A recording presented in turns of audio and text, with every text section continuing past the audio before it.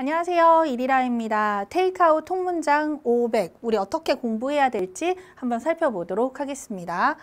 자, 우리 이 테이크아웃 500 강좌가 어떤 강좌 사이에 있는지 강의 포지셔닝을 한번 살펴보면, 먼저 제일 처음에 기초가 약한 분들은 스타터, 리라클 스타터로 시작을 하시죠. 자, 그리고 우리가 이제 여기서부터 핵심 입문 단계라고 할 수 있는데, 기본적인 문장 구문 분석을 하는 테이크아웃 수업이 있고요. 그리고 이렇게 같이 함께 보통 병행하는 기초 영문법 수업이 있죠. 그래서 스타터는 보통 옵션이니까 스타터를 제외하면 제일 먼저 우리가 시작하게 되는 핵심 입문 강좌라고 볼 수 있고요. 이렇게 두 가지 강의가 끝나고 나면 이제 우리가 이걸 응용해서 기초 독해 수업을 들어가실 수 있습니다. 자, 우리 이 강의의 목표는 빈출, 기출, 어휘와 문장을 마스터하여 궁극적으로 소방직을 준비하는 여러분들이 영어 지문 독해력 향상을 하실 수 있도록 목표로 하고 있습니다.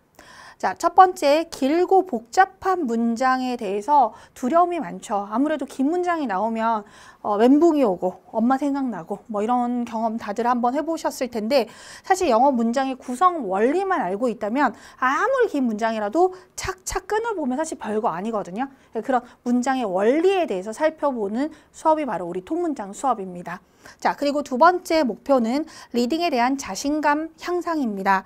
자, 일단 사실 시험이 좋아하는 그런 빈출 어휘들이 있고요.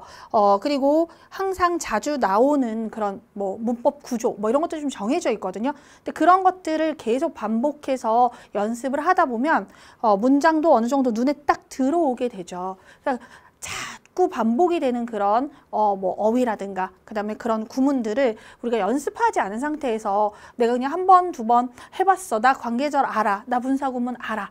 그렇다고 해서 다음번에 또 본다고 해서 내가 그 문장을 알진 않거든요. 근데 풀이하다 보면 아, 이거 관계절 구문이었구나. 아, 이거 분사 구문이었구나. 나 이거 아는데 왜 안 보이지? 안 보이는 거는 연습 부족이죠. 그래서 우리가 연습을 계속 하다 보면 자신감이 향상되게 되죠. 그래서 그런 부분을 함께 잡는 것이 우리의 목표입니다.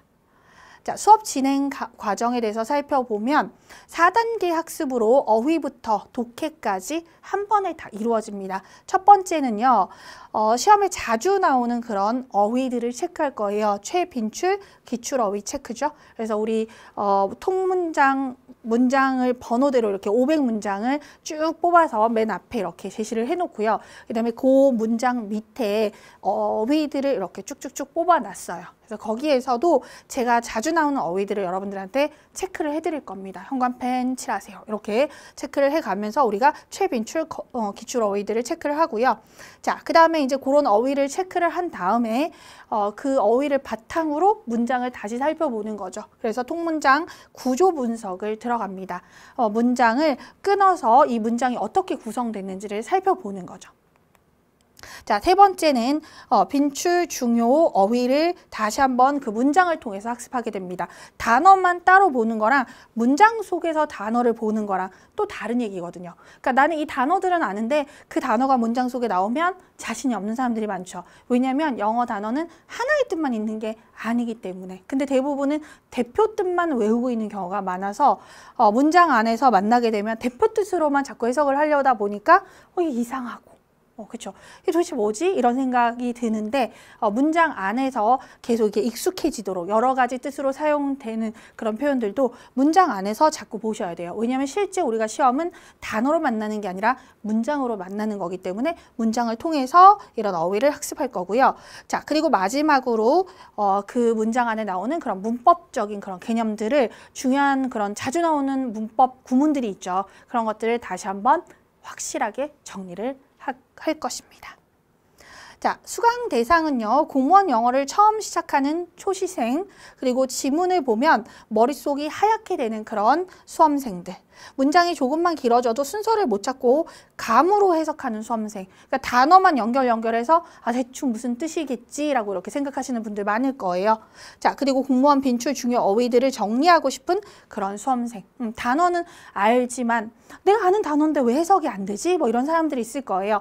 그러니까 그런 것 그런 부분들은 사실은 하나의 뜻만 알기 때문에 앞에서도 말씀드렸지만 시험에서는 1번 뜻보다는 2번, 3번, 4번 뜻을 물어볼 수 있는데 본인은 1번 뜻만 알고 있으면 그럼 자꾸 시험을 비켜가겠죠. 그래서 어휘들도 사실은 한번 정리할 필요가 있는데 우리가 어휘는 혼자 할 수 있어. 내가 다 아는 어휘인데 이러면서 어휘의 정리에 대해서는 좀 등한시하게 되는 경우가 많거든요. 근데 사실 시험에서는 자주 나오는 뜻 뭐 이런 것들도 굉장히 중요하거든요. 시간이 없고 한정된 시간에 우리가 빨리 공부를 끝내야 하기 때문에 이런 것들도 좀 전략적으로 다가갈 필요가 있습니다. 자, 테이크아웃 통문장 500의 교재 특징을 한번 살펴보도록 하겠습니다. 자, 앞에서 제가 말씀드린 대로 이렇게 기출에 나왔던 그 통문장을 그대로 이렇게 수록을 했고요. 그리고 그 밑에 어휘들을 이렇게 뽑아놨습니다. 자, 그 다음에 오른쪽에는요, 이 문장에 대한 해석을 이렇게 실어 놓았고, 그리고 그 밑에다가는 같이 우리가 하기도 하겠지만 여러분들 혼자 복습하실 때 보실 수 있도록 구조 분석을 이렇게 해놨습니다. 그 다음에 여기에 들어간 주요 문법들, 중요한 것들이 있다면 그런 것들은 밑에 팁박스에다가 다시 이렇게 문법 사항을 정리를 했습니다. 자, 그래서 구문, 어휘, 핵심 문법을 기출 문장으로 한 번에 정리하는 거죠. 그래서 통문장이 이게 독해책이냐, 어휘책이냐, 문법책이냐 이렇게 묻는 사람들이 많은데 사실 독해와 문법과 어휘는 떼서 생각할 수 있는 거는 아니에요. 우리가 독해를 잘하려고 하면 어휘를 모르면 독해를 할 수가 없겠죠. 독해를 잘하려고 하는데 내가 구문을 모르면 단어만 알고 있다고 하면 얘가 주어가 될지 목주어가 될지 그런 걸 모른다면 얘가 수식어가 될지 그렇죠. 얘가 뭐 주절이 될지 종속절이 될지 그런 걸 모른다면 이거는 의미가 굉장히 달라지게 되거든요. 그래서 구문도 같이 알아야 되겠죠. 그러니까 문법도 독해에 있어서 중요한 요소가 돼요. 그래서 독해는 사실은 문법이나 어휘 이런 것들보다 제일 마지막 단계라고 볼 수 있어요. 문법과 어휘가 어우러져서 함께 독해가 완성이 되는 거지 문법과 어휘를 떠난 독해라는 것은 사실 있을 수 없어요. 그래서 왜 독해 시간에 문법을 하고 어휘를 하느냐? 당연히 해야 되는 거예요. 그게 안 되면 독해를 건드릴 수 없습니다. 자, 테이크아웃 통문장 500 교재 특징을 한번 살펴볼게요. 자, 우리 길고 복잡한 문장이 나오더라도 우리가 차근차근 지금 이런 식으로 구문 정리를 해 나가다 보면 빠르고 정확하게 문장을 파악할 수 있도록 그렇게 여러분들이 연습을 하실 수 있도록 구성을 했습니다. 자, 기출 문장을 이렇게 선별을 해서 500문장을 뽑아놨고요.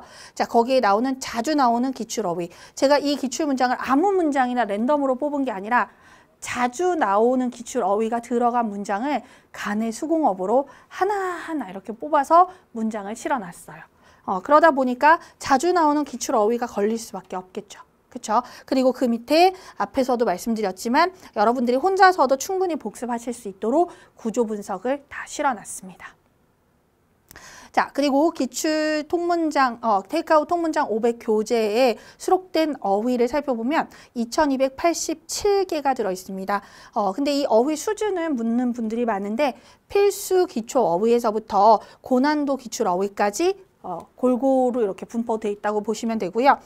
그리고 그냥 단순한 어휘에서부터 수거까지 골고루 들어있고요. 자, 그리고 총 2287개의 공무원 영어 어휘가 수록이 되어 있습니다.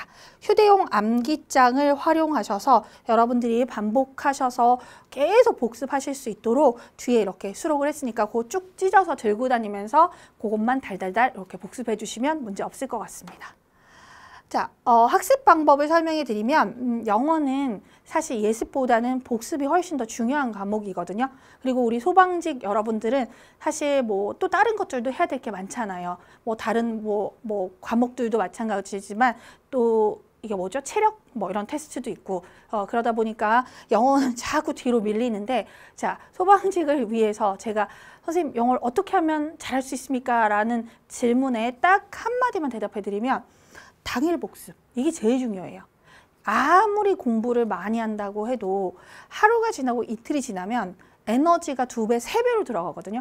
근데 당일 복습을 하면 에너지가 훨씬 더 덜 들어가요. 시간도 훨씬 덜 들고요. 그러니까 사실 우리가 가장 효율성 있게 공부할 수 있다라고 하는 게 바로 당일 복습이거든요. 그래서 오늘 내가 온라인 강의, 동영상 강의를 들었으면 오늘 복습을 하세요. 제일 머릿속에 많이 남아있을 때 복습을 해주면 이게 굉장히 그러니까 고착화가 더 잘 된대요. 더 장기 기억으로 잘 넘어갈 수 있는데 3일 막 이틀 막 이렇게 지나고 나면 내가 이걸 했던가 안 했던가 막 이렇게 가물가물하는 것들이 조금씩 생기기 시작하거든요. 그러면 시간이 늘어나기 시작하죠. 그러면 영어는 이미 지쳐요. 하기 싫어져요. 우리말이 아니다 보니까. 그래서 당일 복습만 하셔도 여러분들 훨씬 더 쉽게 갈 수 있어요. 별거 아닌 것 같지만 지키는 사람은 많지 않다는 거 아시죠? 꼭 여러분들 당일 복습 필수로 이것만이라도 내가 한번 지켜보겠다. 이렇게 좀 결심을 해주시고요. 자, 1단계 우리가 구문학습을 할 때 먼저 자 수업을 다 듣고 난 다음에 혼자서 이렇게 문장을 다시 끊어 보시는 거예요. 구조 분석을 해보시는 거죠. 자, 구조 분석을 한 다음에 직독직해를 해보세요. 그리고 나서 직독직해를 하는 걸로 끝내는 사람들이 많은데 직독직해를 하고 나면 사실 우리말이랑 어순이 달라서 이게 무슨 말이야? 라고 돼야 정상이에요. 그래서 이거를 다시 한번 곱씹어서 이해를 해보셔야 돼요. 자, 예를 들어서 although the three currents which have been discussed so far in 20th century painting may be found in sculpture as well, the parallelism should not be overstressed. 자, 이렇게 우리가 구조 분석을 한번 해볼게요. 양보의 부사절이 이렇게 들어가고요. 그 안에 주어가 the three currents인데 여기에 관계절이 또 수식을 해주죠, 주어를. 자, 어떤 세 가지 흐름이냐면 which have been discussed so far in 20th century painting까지. 자, 그래서 지금까지 논의된 20세기 그림에서 지금까지 논의된 세 가지 흐름은 이게 양보절의 주어예요. 자, 이 세 가지 흐름이 may be found 발견되어질지라도 조각에서도 또한 발견되어질지라도 자, 그 유사성이 should not be overstressed 지나치게 강조되어서는 안 된다. 자, 이렇게 해석을 했어요. 근데 학생들이 끊어서 해석은 잘해요. 자, 근데 그게 무슨 말이지? 이해 연습이라는 건 그게 무슨 말이지? 라고 했을 때 내가 그거를 우리말로 쉽게 풀어서 말할 수 있을 정도로 머릿속에 이해가 돼야 된다는 거죠. 이게 무슨 말이에요? 하면 학생들이 발가락의 따끔성으로 인해 야기되어진 지각사태의 발발성. 뭐 이렇게 해석을 해요. 그래서 그게 무슨 말이에요? 아니요, 선생님. 발바닥의 따끔성으로 인해 야기되어진 지각사태의 발발성이요. 영어는 막 후치수식 들어가니까 막 그렇게 해석을 직독직해를 해요. 그래서 그게 무슨 말이죠? 머릿속에 안 남아있는 거죠, 그림이. 근데 잘 생각해보면 아, 발가락이 따끔따끔해서 그래서 학교에 늦은 거죠. 지각사태가 일어난 거죠. 그렇죠? 그러니까 이걸 쉽게 우리말로 말을 할 수 있어야 돼요.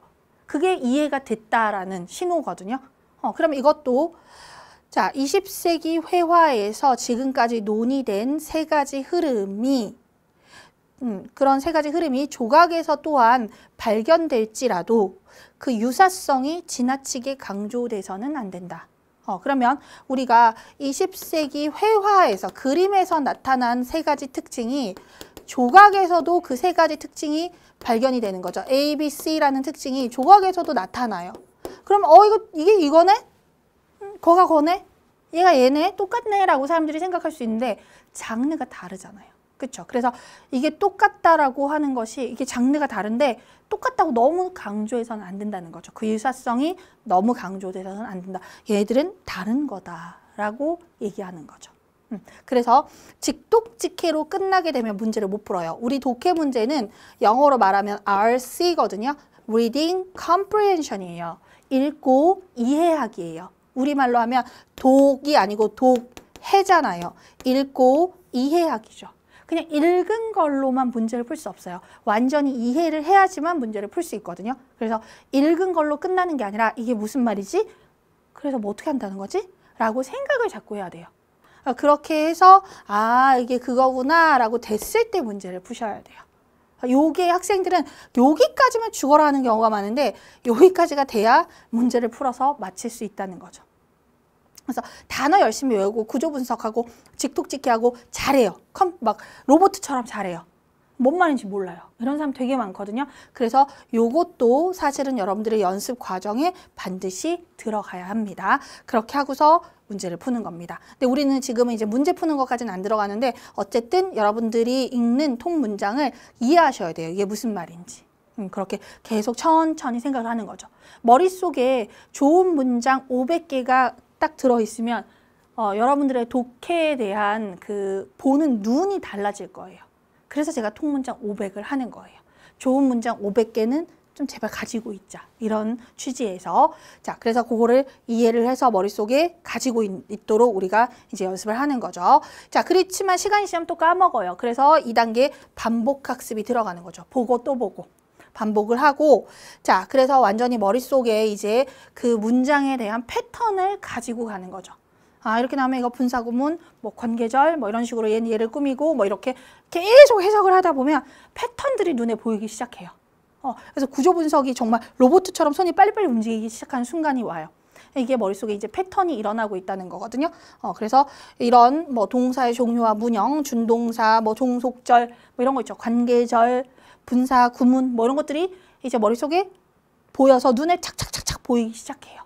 그런 단계가 나타날 겁니다. 자, 이제 그렇게 되면 이제 여러분들이 독해가 굉장히 수월해지는 그런 단계에 도달하게 되고요. 자, 그 다음에 어휘 학습은 어떻게 하는 건지를 한번 살펴볼게요. 우리가 맨날 단어를 열심히 외웠지만 독해가 안 되는 이유는 그냥 단어 수준에서만 단어를 외우기 때문이라 그랬죠. 단어 수준이 아니라 우리가 통문장을 통해서 어휘를 외우는 거는 그만큼 문장 속에서 어휘를 보는 게 중요하기 때문이라고. 시험장에서는 그렇게 볼 거기 때문에. 시험장에서 시험을 잘 보려고 공부를 하는 건데 시험장에서 보는 방식과 다르게 단어만 가지고 단어를 외우면 아무 도움이 안 되겠죠. 그렇죠? 그래서 반드시 단순 암기가 아닌 문맥을 통한 문장 안에서 이가 어떻게 쓰였는지를 봐야 된다 그랬죠? 그런 암기를 할 것. 자, 그 다음에 하나의 단어가 하나의 품사만 있는 게 아니고 여러 가지 뭐 동사나 명사로 같이 쓰이거나 형용사, 동사 같이 쓰이거나 뭐 이런 식으로 다양한 품사로 쓰이고 그리고 하나의 단어가 하나의 뜻만 있는 게 아니라 그랬죠. 다양한 뜻으로 쓰이기 때문에 여기서 무슨 품사, 여기서 무슨 뜻으로 쓰이는지 그게 빨리빨리 이게 머릿속에서 스위치가 돼야 돼요. 그러려면 그거는 연습을 많이 하는 것밖에 없어요. 다양한 문장을 많이 접하는 그래서 이렇게 하는 다양한 문장 속에서 여러분들이 연습을 해야 된다는 거죠. 자, 그리고 통문장 어휘 테스트 프로그램을 최대한 많이 활용하십시오. 테스트가 사실은 여러분들이 가장 집중하게 해주는 도구거든요. 집중력을 올려주는. 그래서 내가 복습을 열심히 하지만 마지막에 테스트를 통해서 점검을 하지 않으면 내가 열심히 했는지 안 했는지 확인할 방법이 없어요. 그래서 열심히 한 다음에 테스트 프로그램을 반드시 해보세요. 테스트를 해보세요. 그리고 만약에 내가 다 맞지 않으면 내가 집중을 다 하지 못했구나.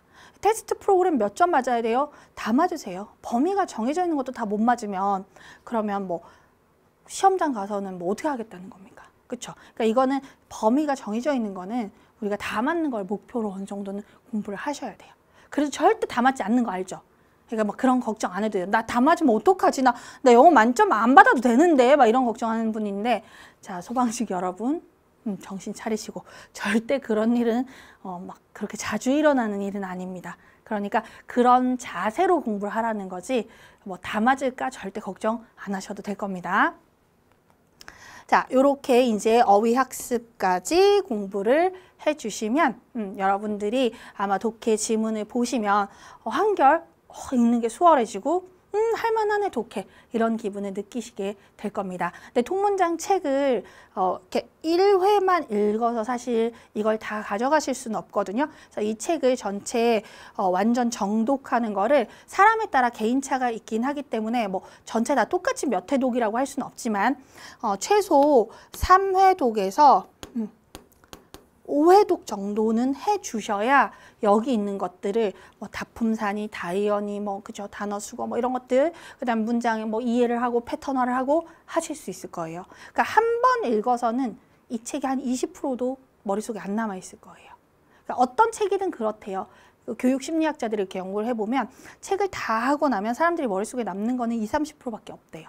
그래서 이거를 3회에서 5회 정도 반복을 해주셔야 거의 뭐 70~80% 이상이 머릿속에 고스란히 남는다고 합니다. 그래서 이 정도 반복을 하겠다라고 이 이상 하는 거는 당연히 더 좋고요. 최소의 제가 회독수를 말씀을 드리는 거예요. 저 정도는 하겠다라고 생각하고 시작을 하시면 좋을 것 같습니다. 자, 이제 통문장 공부 어떻게 해야 될지 감이 오시죠? 제가 또 수업하면서도 중간중간 말씀을 드리도록 하겠습니다.